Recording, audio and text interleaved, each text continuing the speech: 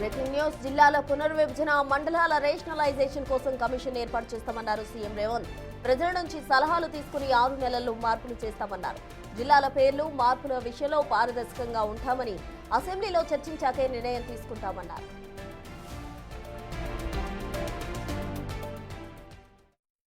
మండలాలు, రెవెన్యూ డివిజన్లు, జిల్లాలు ఆయన చేసిపోయాడు. ఇప్పుడు జిల్లా ఒక నియోజకవర్గం ఉంది, ఒక జిల్లా 14 నియోజకవర్గాలు ఉన్నాయి. రకరకాలుగా ఇర్రేషనల్గా చేసిండు. నిన్నమన్న అందరూ చర్చలు విజ్ఞప్తులు చేస్తారు. మా కొన్ని మండలాలు తీసి అనలేయండి, కొన్ని మండలాలు తీసి ఇన్లేయండి అని, లేకపోతే వరంగల్ అయితే వరంగల్ అనుకోకుండా మాది ఒకటే సిటీ 2 జిల్లాలు చేసిరు. మొత్తం మా ఉనికే మనుగడనే పోయింది, దాన్ని మొత్తం కలిపి ఒకటే జిల్లా చేయండి అని ఇట్లా రకరకాల డిమాండ్లు వస్తున్నాయి. మళ్ళీ పొలిటికల్ డెసిషన్స్ తీసుకుంటే న్యాయం జరగదు, సరైన విధంగా విభజన జరగదు.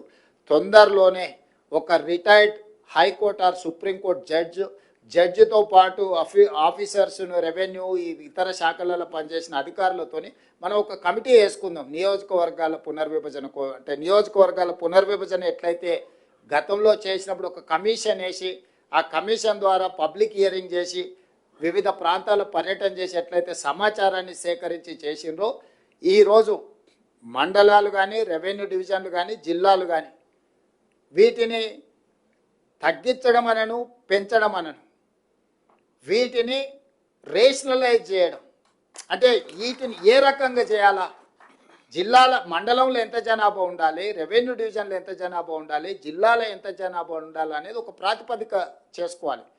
ఒక దగ్గర 3 లక్షలు ఉండి ఒక దగ్గర 1 కోటి ఉండరు అనుకో, దీన్ని ఏ రకంగా మనము పరిపాలన చేయగలుగుతాం? ఇట్లాంటి సమస్యలు మా దృష్టికి వచ్చినాయి. తొందరలోనే దీనికి సంబంధించి రేపు బడ్జెట్ సమావేశాలలో పూర్తి స్థాయిలో చర్చ చేస్తాము. చేసి ఒక retired high court or supreme court judge నేతృత్వంలో ఒక కమిషన్ అపాయింట్ చేస్తాం. ఒక 6 నెలల్లో అన్ని ప్రాంతాలు పర్యటన చేసి ప్రజల డిమాండ్స్ తీసుకొని ఫస్ట్ మండలాలు రేషనలైజ్ కావాలి. ఇవాళ ఒక మండలం 1,50,000 జనాభా ఉంటే ఒక మండలం 4,000, 3-4 గ్రామాలు కలిసి కూడా మండలం చేసిపోయారు గతంలో. ఈ మధ్యలో డిమాండ్ చేసే వాళ్ళందరికీ నేను విజ్ఞప్తి చేస్తున్నా. మిత్రులు కొంతమంది అది అట్లా చేసారు, ఇది ఇట్లా చేసారు. అయ్యా, హైదరాబాద్ పేరు నేను పెట్టింది కాదు, మేడ్చల్ మల్కాజ్గిరి పేరు నేను పెట్టింది కాదు, సైబరాబాదు నేను పెట్టింది కాదు. ఈ 3 పేర్లు కాదు ఇప్పుడు నిన్న వచ్చిన మున్సిపల్ పోలీస్ కమిషనరేట్లు వచ్చినాయి. రంగారెడ్డి జిల్లా యాస్టీజ్ అంతకుముందే ఉంది, భువనగిరి అంతకుముందే ఉంది, సంగారెడ్డి అంతకుముందే ఉంది. వాటినే పోలీస్ కమిషనరేట్లు ఏరియాలు సరిహద్దులు అడ్జస్ట్మెంట్ చేసినాం. క్రైము, డెవలప్మెంటు వీటన్నిటిని ఒక దృష్టిలో పెట్టుకొని ఉతగానే సికింద్రాబాద్ మీద కక్ష కట్టి సికింద్రాబాద్ను మొత్తం మాయం చేస్తున్నాను. అసలు సికింద్రాబాద్ పేరు ఉన్నదేడా, నేను తీసిందేడా? హైదరాబాద్ సికింద్రాబాద్ జంట నగరాలు హైదరాబాద్ మున్సిపల్ కార్పొరేషన్లో, గ్రేటర్ హైదరాబాద్ మున్సిపల్ కార్పొరేషన్లో యాస్టీస్గా ఉన్నాయి. హైదరాబాద్ డిస్టిక్లోనే సికింద్రాబాద్ ప్రాంతం కూడా ఉంది. నేనేం దాన్ని ముట్టుకోలేదు కదా. గ్రేటర్ హైదరాబాద్ మున్సిపల్ కార్పొరేషన్ అట్లనే యాస్టీస్గా ఉంది. మేడ్చల్ మల్కాజ్గిరి గతంలోనే జిల్లా పెట్టారు, అదే పేరు అట్లనే ఉంది. సైబరాబాద్ ఎప్పుడో పెట్టింది, అదే అట్లనే ఉంది. అంతకుముందు సైబరాబాద్ కమిషనరేట్ ఉంది. ఒకటి వాళ్ళకి కావాల్సిన రాచకొండ దొరల కోట పేరు పెడితే గదొక్కటి తీసినాయా? గదొక్కటి ఒకవేళ చేస్తే గీస్తే కన్నా కోటల పేర్లు మనకెందుకు, రాజుల పేర్లు మనకెందుకు అని సామాన్యుల పేర్లు ఉంటే బాగుంటుందని. రాచకొండ అనేది తెలుసు కదా, దేవరకొండ, రాచకొండ, పద్మనాయకుల కోటలు అవి. వారికి నచ్చినట్టు అవి పెట్టినట్టున్నాడు. అది ఇర్రేషనల్గా ఉంది అని చెప్పి భువనగిరి జిల్లా అని చేసినాం. రాచకొండను రంగారెడ్డి జిల్లాను ఫ్యూచర్ సిటీ కమిషనరేట్ చేసి జిల్లాల రేషనలైజేషన్ విషయంలో పారదర్శకంగా ఉంటామంటూ అసెంబ్లీలో చర్చించాకే నిర్ణయం తీసుకుంటామంటూ సీఎం రేవంత్ రెడ్డి అన్నారు. పూర్తి వివరాలు మా ప్రతినిధి హేమ లైవ్ ద్వారా అందిస్తారు. హేమ, చెప్పండి, జిల్లాలు మండలాలు రేషనలైజేషన్ కి సంబంధించి అటు కమిషన్ కూడా వేస్తామంటూ సీఎం రేవంత్ రెడ్డి చెప్పడం జరిగింది. అందుకు సంబంధించిన కంప్లీట్ డీటెయిల్స్ ఏంటి? కాసేపటి క్రితమే ముఖ్యమంత్రి రేవంత్ రెడ్డి మాట్లాడుతూ ఏదైతే జిల్లాలు మండలాలకు సంబంధించినటువంటి రేషనలైజేషన్ పైన కీలక వ్యాఖ్యలు చేశారు. ఎందుకంటే గత కొద్ది రోజుల నుంచి కూడా ఎప్పుడైతే జిహెచ్ఎంసీని డివిజన్ల వారీగా కొన్ని దగ్గర విడదీశారు, కొన్ని దగ్గర కలుపుకుంటూ పోయారు. ఏదైతే ఓఆర్ఆర్ లోపట ఉన్నటువంటి అనేక ప్రాంతాలను కూడా ప్రస్తుతం జిహెచ్ఎంసీలో కలిపారు. అనంతరం ప్రతిపక్షాల నుంచి అనేక ఆరోపణలు కూడా ఎదురయ్యాయి. సో ఇలాంటి సందర్భంలోనే మరికొద్ది రోజుల్లో జిల్లాలు మండలాలను కూడా రేషనలైజేషన్ చేస్తామంటూ కూడా ప్రభుత్వం చెప్తుంది. దానికి సంబంధించిన వార్తలు చక్కర్లు కొడుతున్నాయి.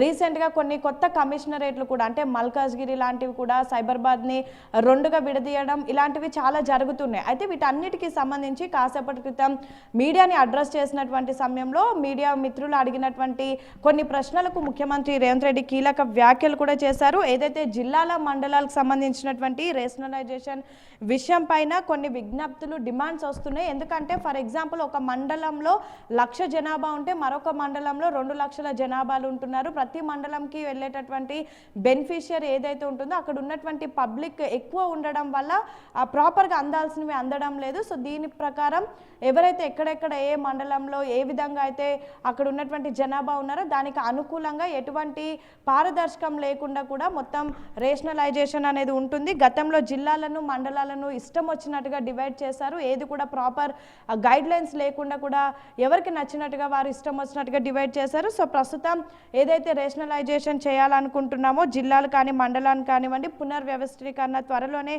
ఒక రిటైర్డ్ హైకోర్టు లేదా సుప్రీంకోర్టు జడ్జితో ఒక కమిటీని నియమిస్తాము. ఆ కమిటీ కూడా మొత్తం తెలంగాణ రాష్ట్రానికి వచ్చి అన్ని జిల్లాలు అన్ని మండలాలు తిరిగి అక్కడ ఉన్నటువంటి ఎవరైతే స్థానికులు అక్కడ ఉన్నటువంటి ప్రజల ఒపీనియన్ తీసుకొని అనంతరం పునర్వ్యవస్థీకరణ కూడా చేస్తామంటూ చెప్పడం జరిగింది. బడ్జెట్ సమావేశాలు ఎప్పుడైతే అసెంబ్లీలో జరుగుతాయో ఆ సమయంలో అన్ని పార్టీల నుంచి కూడా వాళ్ళ దగ్గర నుంచి వాళ్ళ ఒపీనియన్ కూడా సేకరించి మొత్తం అందరితో కలిపి చర్చించి అనంతరం వాళ్ళు ఇచ్చేటటువంటి ఒపీనియన్స్ను కూడా స్వీకరించి విధి విధానాలు నిర్వహిస్తాము. ఈ గెస్టెడ్ ఆఫీసర్స్ కోసం ఒక కార్యాలయాన్ని కూడా నిర్మిస్తాము. ప్రజల నుంచి ఎలాంటి పరిపాలన కావాలి అందిద్దామనే అంశాలపైన కూడా వాళ్ళ సమస్యలను పరిష్కారం కోసం కూడా ప్రభుత్వం కృషి చేస్తుంది. వాళ్ళ ఒపీనియన్ తీసుకొని ప్రస్తుతం ఈ అంశం పైన ముందుకు వెళ్తామంటూ కూడా చెప్పడం జరిగింది. ఎందుకంటే గత కొద్ది రోజుల నుంచి కూడా మరికొద్ది రోజుల్లో బైఫర్కేషన్ జరగబోతోంది. రానున్నటువంటి అసెంబ్లీ ఎన్నికలకు కానివ్వండి రానున్నటువంటి మరికొన్ని మండల ఎన్నికలు లాంటి వాటికి కూడా పెద్ద ఎత్తున కొన్ని కొత్త మండలాలు కొన్ని కొత్త జిల్లాలు కూడా యాడ్ అవుతాయి అంటూ కూడా చర్చ జరుగుతూ ఉంది. ప్రతి ఒక్కరు కూడా ఆయా జిల్లాలకు సంబంధించినటువంటి నేతలు ఆశలు కూడా పెట్టుకున్నటువంటి పరిస్థితి.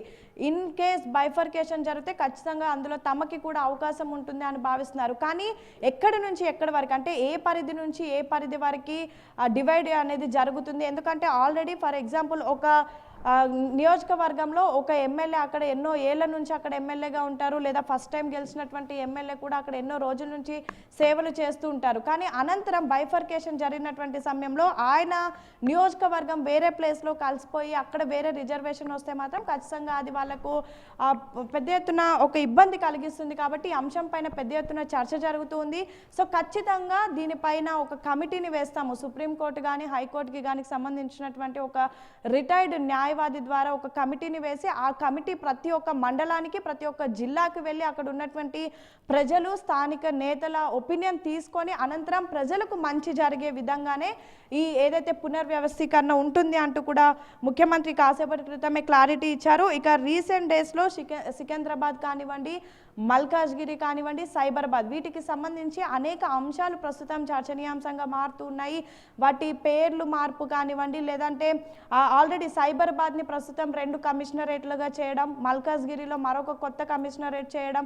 సో వీటన్నిటి అంశాలపైన కూడా ప్రస్తుతం చర్చ జరుగుతోంది అటు రంగారెడ్డి విషయంలో కూడా. సో దీనికి సంబంధించి కూడా ముఖ్యమంత్రి మాట్లాడుతూ 6 నెలల్లో ఈ మార్పులన్నీ చేస్తాము. కొంతమంది సికింద్రాబాద్ విషయంలో దుష్ప్రచారం చేస్తున్నారు. సికింద్రాబాద్కి పేరు నేను పెట్టలేదు, అక్కడ ఉన్నది నేను సికింద్రాబాద్లో అక్కడ ఉన్నది ఏంటి నేను మార్చేది ఏంటి అంటూ కూడా ఘాటు వ్యాఖ్యలు చేశారు. హైదరాబాద్ డిస్టిక్లో సికింద్రాబాద్ ఉంది, నేను ఎలాంటి మార్పులు కూడా చేయలేదు, పోలీస్ కమిషనరేట్ విషయంలో కూడా పేర్లు మార్చలేదు. మల్కాజ్గిరి సైబరాబాద్ డివైడ్ చేయడానికి గల కారణం అక్కడ క్రైమ్ రేట్ ఎక్కువగా పెరుగుతుంది అండ్ సైబరాబాద్ సిటీ అనేది చాలా పెద్ద అంటే ట్రై కమిషనరేట్లో సైబరాబాద్ చాలా ఎక్కువ క్రైమ్ రేట్ ఎక్కువ ఉంటుంది. ఎందుకంటే అక్కడ సాఫ్ట్వేర్ ఎంప్లాయీస్ ఎక్కువగా ఉంటారు, ఐటీ కంపెనీస్ ఎక్కువగా ఉంటాయి, అక్కడ సైబర్ ఫ్రాడ్ అనేది ఎక్కువగా జరుగుతూ ఉంటుంది. సో పెద్ద ఎత్తున అక్కడ క్రైమ్ రేట్ ఎక్కువగా ఉండడంతోనే మల్కాజ్గిరి మరొక కమిషనరేట్ కూడా చేయడం జరిగింది అంటూ కూడా చెప్పడం జరిగింది. సేమ్ టైం స్టేడియం సికింద్రాబాద్ పేరు ఎక్కడ ఉంది, నేను ఎక్కడ తీశాను అంటూ కూడా ప్రస్తుతం ముఖ్యమంత్రి దీనిపైన క్లారిటీ ఇచ్చారు. ఎందుకంటే గత కొద్ది రోజుల నుంచి సికింద్రాబాద్కి ఎన్నో ఏళ్ల చరిత్ర ఉంది, దాన్ని హైదరాబాద్లో కలిపేస్తారు, సికింద్రాబాద్ని పక్కన పెడతారు అంటూ కూడా పెద్ద ఎత్తున చర్చ జరుగుతున్నటువంటి నేపథ్యంలో ప్రతిపక్షాలు చేసినటువంటి ఆరోపణల పైన కూడా రేవంత్ రెడ్డి వాటన్నిటికీ కూడా చెక్ పెడుతూ కాసేపటి క్రితం మాట్లాడారు. సో మొత్తానికైతే మరొక 6 నెలల్లో ఏదైతే బైఫర్కేషన్ జరగబోతోంది అనేది మాత్రం చాలా క్లియర్గా అర్థమవుతుంది. ఇప్పటికే రైట్, మొత్తం ఆయా నియోజకవర్గాల్లో ఆయా జిల్లాలకు సంబంధించి అన్ని అక్కడ ఉన్న జనాభా ఎంత, అక్కడ ఉన్నటువంటి విస్తీర్ణం ఏంటి, ఏ విధంగా మార్పులు చేర్పులు చేయాలి, గతంలో ఏదైతే ఎటువంటి లెక్కలు లేకుండా ఇష్టం వచ్చినట్టుగా జిల్లాలు మండలాలు కేటాయించారని చెప్తున్నారో అలాంటి ఏవి కూడా ఫ్యూచర్లో జరగకుండా ప్రజలందరికీ మంచి జరిగే విధంగా అయితే మార్పులు చేర్పులు చేస్తాము. 6 నెలల్లో చేస్తాము. ఖచ్చితంగా బడ్జెట్ సమావేశాల్లో ఇతర పార్టీల ఒపీనియన్ తీసుకొని అందరి ఒపీనియన్ మేరకు ప్రజలకు ఉపయోగపడే విధంగా అయితే మార్పులు చేర్పులు ఉంటాయని అయితే ముఖ్యమంత్రి చెప్పినటువంటి పరిస్థితి. Prasuna. Right, thank you Hema. మొత్తంగా ఈ జిల్లాల రీఎషనలైజేషన్కి సంబంధించి అటు సీఎం రేవంత్ రెడ్డి అయితే చెప్పడం జరిగింది. దానికి సంబంధించి ఒక కమిషన్ వేస్తాం, అనంతరం అసెంబ్లీలో చర్చించిన అనంతరమే డెసిషన్ తీసుకుంటామంటే స్పష్టం చేశారు.